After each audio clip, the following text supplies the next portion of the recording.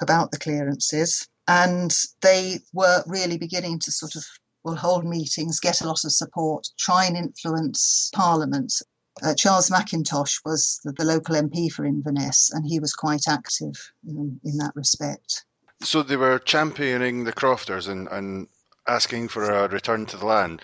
I believe there was a song from Màiri about that as well, about, moving the sheep and the deer off the land and moving the people back.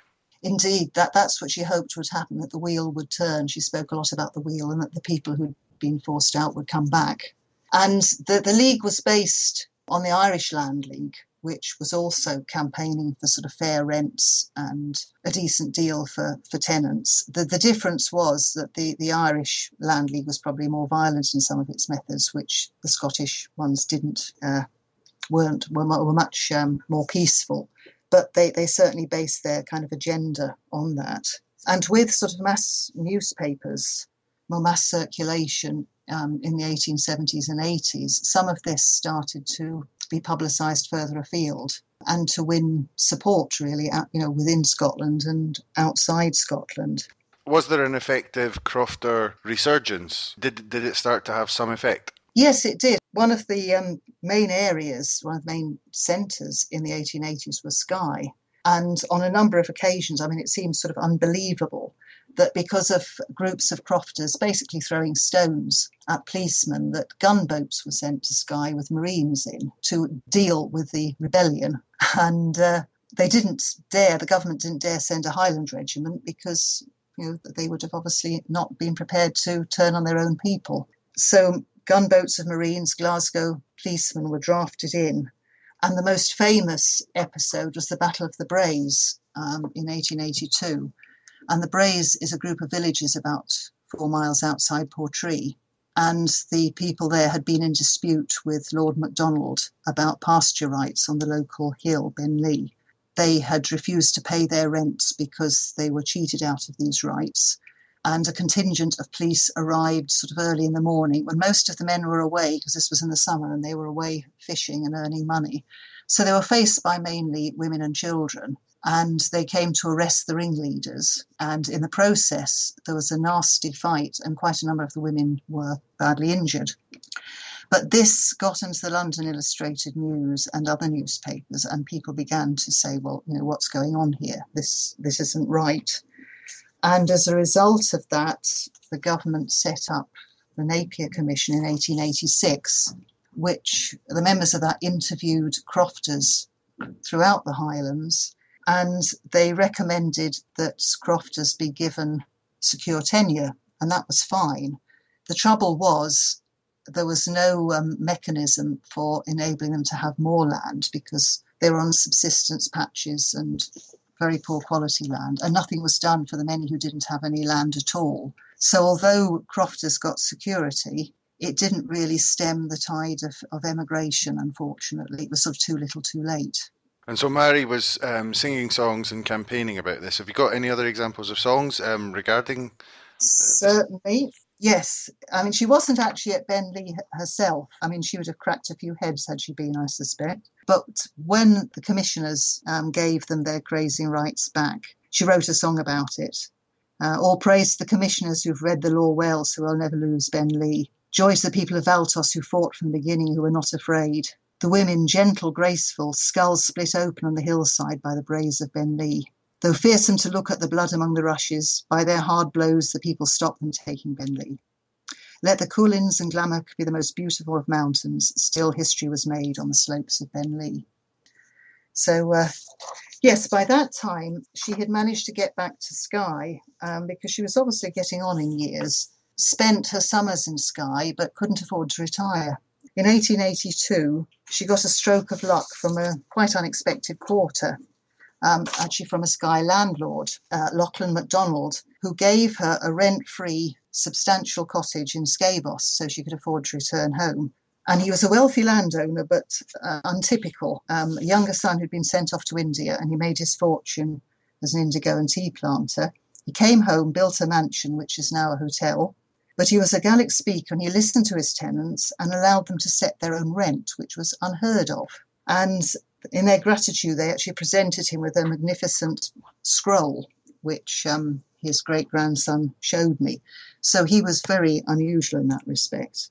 But it enabled her to come back home. And he also, in 1891, paid for her poetry to be published. And she dictated it because, well, after training as a nurse, she obviously spoke and wrote English well because there were exams, of course, to qualify as a nurse. But probably like a lot of native Gaelic speakers, well, like my own grandparents, in fact, she probably wasn't as literate in Gaelic. So she dictated these verses from memory, and they were published. Not probably all that she wrote, but a good number of them. So he really was against the sort of stereotype of how we think of the landlords as being that, there were some who were a bit more enlightened among them. One criticism I saw of Mhòr on a website, on one of the things I read before speaking to you today, is that, yes, there was a lot of single-issue campaigning, but she lacked a kind of more all-round political awareness. And I'm not sure that was particularly fair, but you're the person to ask. Do you think that's a fair criticism? She was very concentrated on one issue, or she had ideas about bigger issues in society? Or not, that's unfair. No, I don't mean bigger issues in society, but more kind of geopolitical ideas. Yeah, well, I think that's a very unhistorical comment to make, really. And I think, you could make that comment about the SNP being single issue, actually. If you're campaigning for one big issue, that's as much as anyone can do, I would have thought. Yes, so she didn't kind of campaign on broader issues as such, but she was very effective, I think, in what she'd chosen. It was a huge issue. The destruction of people's livelihoods and culture and language, which is what was going on, really. Mm-hmm. People being forced out. That's why the Highlands are so empty, and especially in Sutherland was particularly bad. But she was actually quite a complex character. She was very bold in expressing her views, but she was also respectful of authority, and she believed that the old lairds, like even Lord MacDonald himself, still cared for their tenants, despite the evidence to the contrary, because in the past they had, I suppose. Mm. She was a very religious woman, but she enjoyed a dram or two. She enjoyed a ceilidh, a shinty match, and she is remembered as being a very capable nurse and midwife. So she was quite a complex character. So after the return to Skye, she would have been 60-something, and how did her story continue from there? Well, I suppose it's the old thing of the returning exile. She probably felt some disappointment and disillusionment, I suspect, and perhaps felt that she'd just become someone who was expected to perform.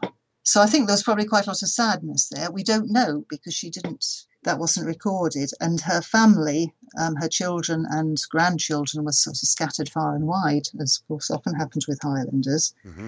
So I think it must have perhaps been quite hard for her coming back and being respected. But the glory days sort of over with, really, because after the Napier Commission, I suppose the government said that's done and dusted, and that was it. But a lot of the problems remained, really. Alexander Nicholson wrote a history of Skye that was first published in 1930 and has been reprinted with beautiful photos recently. But he was one of the people who disapproved of her on sort of, I suppose, moral grounds, and that she wasn't ladylike. And he wrote, always fond of company, she degenerated in her old age to a mere gadabout. And during her wanderings, she died suddenly in 1898 at the age of 80 years. So she, I suppose the best days of the campaigning were over, really. And she died in Skye in 1898 in what is now a hotel, the Rosedale Hotel down near the pier, but at the time was a temperance hotel. Ironic, it was the worst place for her, really. And people complained that she was singing rather than praying for her immortal soul. But the book I've written about her, which is called Love and Music Will Endure, comes from an old Gaelic proverb that I feel really sort of sums her up. Nor hicken triac an turl, nach Màiri ach girl is kiol. When the world comes to an end, only love and music will endure. And I think that's very true of her, because the two things that really formed her were her love of music and her gifts in expressing strong emotions about homeland and beauty of nature, exile, the misdeeds of politicians, and the love that she had for her countryside, the land she was brought up in. So I think love and music will endure is a fitting tribute to her, really. Love and Music Will Endure is very beautiful, but there's also a real relevance with now. Some of the things and the themes that you've talked about are still current in the Highlands. The Highlands of Scotland are grossly underpopulated. Very often they're simply used as, hunting grounds for the rich quite often, and land is grossly underused. So the situation and many of the things she talks about are still relevant today. Absolutely. And I think the issues about the language are so relevant. When she was alive, Gaelic was sort of condemned as a primitive language, and we've still got, people complaining about money being spent on Gaelic, and why? Because everyone can speak English, and they just miss the point. Because I think the fact the language has survived, despite all the efforts to put it down, and it's a far older language than English, that it should be supported. I feel that very strongly. And languages across the world are being lost on a daily basis. And every time you lose a language, you lose a unique way of looking at the world. Yeah, I often say it's like losing an instrument from the orchestra. Absolutely. And you can't replace it. I mean, to give a very simple example, even the colour spectrum, in Gaelic, that the word for blue is gorum, but it actually covers some of the green spectrum, including green of grass. And in fact, that's probably why, you've got the bluegrass movement in Kentucky, the music, because that was Scottish and Irish settlers. Gorum is what English people, English speakers would consider green. So even tiny examples like that. And Robert Macfarlane, who has written a lot of books about nature, in his last one, he said about we're losing the language, because in different languages, and in Gaelic, for example, there's lots of different words for different kinds of hills. There's that kind of precise language for features in the landscape, and all of that is in danger of going. We're all becoming bland, all becoming the same. So yes, all those issues she fought for, are still very much around. Yeah, and the one I also mentioned about the Highlands being underpopulated, I mean, yes. Do you think that's still very much the case? Much more could be done with the land. Yes, I think it could be. Skye is perhaps an exception in some ways to the rule, because Skye's got quite a buoyant economy, I think, because it's better known and more sort of accessible. Yes, could be done, for the land and for employment, I think, in general, a lot more about encouraging more young people to stay. There's a report published recently, there's quite a lot in the Free Press here about it, asking young people if they wanted to stay in the Highlands, and many did want to stay put, and some were able to, but others had to go because there was not the work opportunities, there was not the housing available. So I think, looking at the bigger picture, it's about land, jobs, housing, the whole picture to encourage younger people to stay. No, thanks. And this, just as a last little question, the songs, I assume that they're still regularly sung, probably more there than you'd find in the rest of Scotland, but I assume that a lot of these songs are still regularly heard. They are. There's probably up to about 10 of them that are. They're mainly the ones about the beauty of nature. She was lucky in that she got good tunes to go with them. We don't know where most of the tunes came from. They were probably tunes taken from other songs, because they're always recycled, aren't they, really, the tunes? But the combination of the words and the tune was really good in many cases. So yes, they are. And where could people find them? Well, if you look up on Amazon, there was a CD done of a collection of them for a television programme that was on BBC Scotland some time ago. And if you click onto Mhòr, all that stuff comes up. And Runrig have sung some of her songs, Julie Fowlis, or all the sort of current singers of Gaelic and English songs have sung them. So they are quite readily available, I think, if you look. And if any of the listeners want to find out more by reading your book, how could they get it? Right, it's as I say, it's called Love and Music Will Endure, Liz MacRae Shaw, and it's published by the Islands Book Trust, and you can get it directly from them, you can get it from Amazon, and you can get it from bookshops. $8.99 it costs. Okay, thanks very much. Or ebook as well. Okay.